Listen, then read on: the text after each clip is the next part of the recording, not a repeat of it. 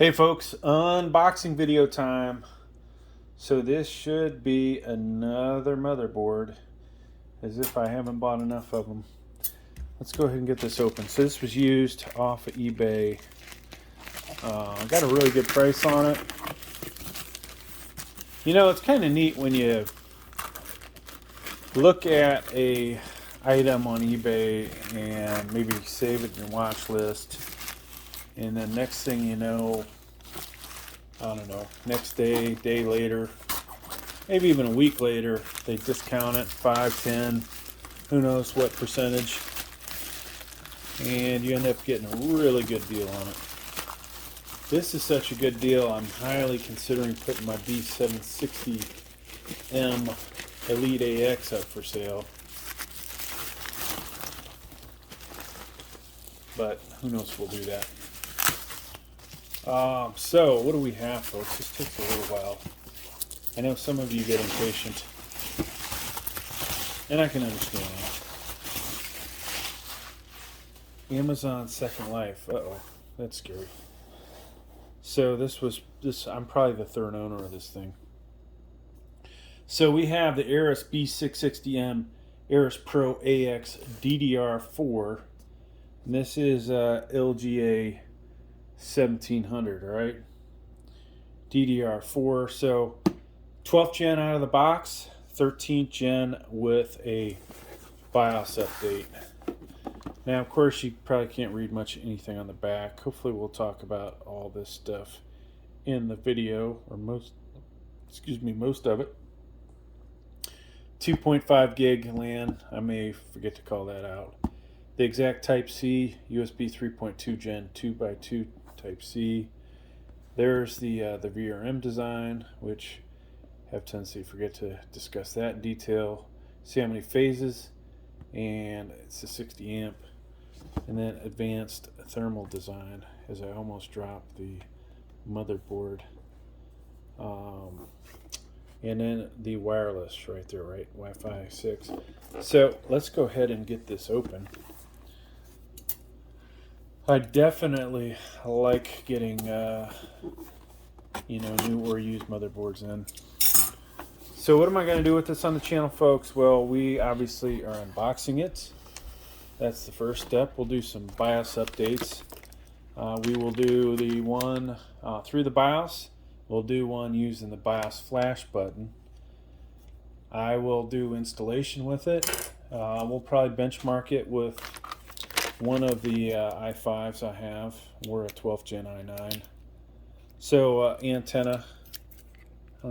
This is the original one that came with it, and they never took the tape off of it.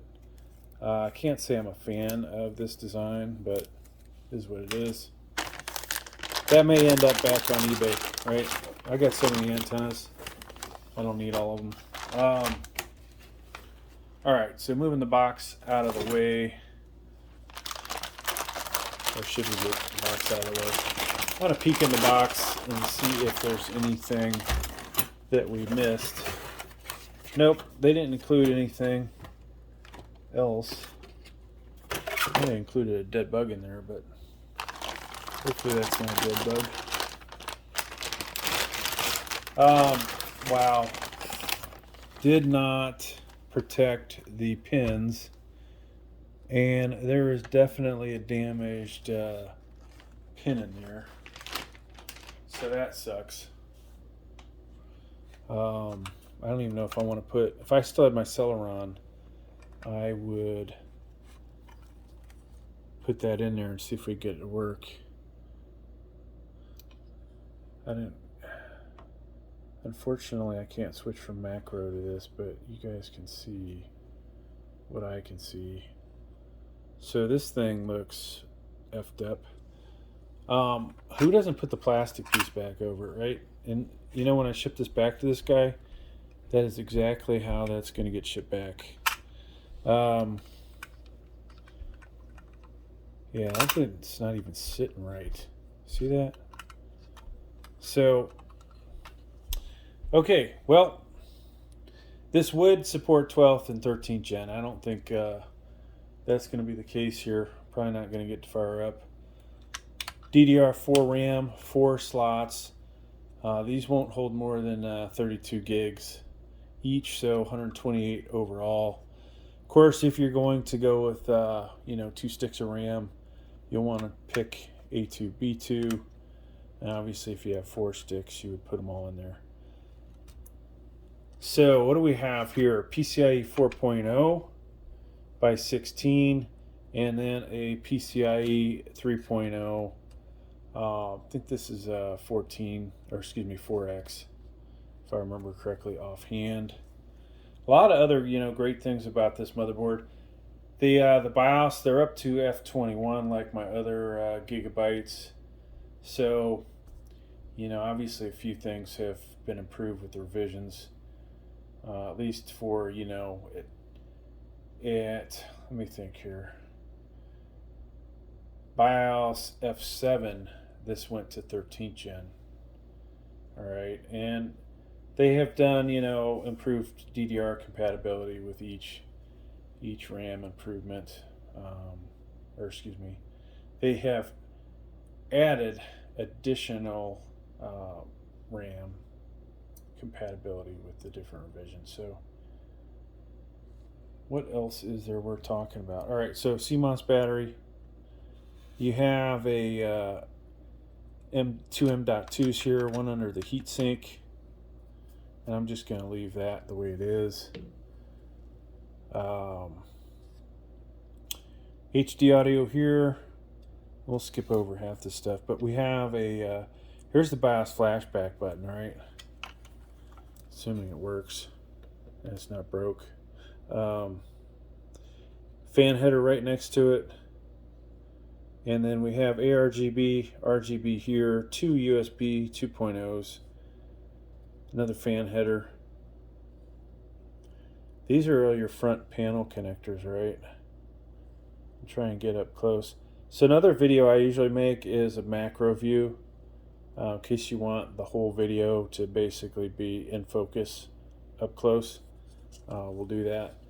4 SATAs there, USB 3.2 header, Type-C Charlie, another fan header here. Here's your 24-pin ATX. That's different. One thing we missed, folks, here is your clear your CMOS. All right, in case you screw something up in your BIOS. Now RGB again. CPU fan header right here, and then optional next to it. 1x8 and 1x4 CPU power connector, another fan header back there.